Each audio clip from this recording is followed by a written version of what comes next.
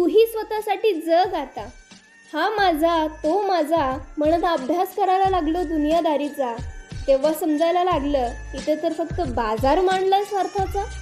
इथे प्रत्येक दुसरा व्यक्ती त्याच्या फायद्यासाठी तुला वापरून घेतोय आणि नकळत तू स्वतःचाच मोठा शत्रू होऊन बसतोय. आता तरी सुधर रे वेड्या माणसा. लोकांसाठी स्वतःला खरचशील किती किती आणि कसा कसा.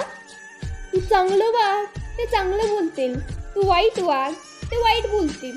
शेवटी जनता असती, स्वार्थापोटी वाणीही बदलतील.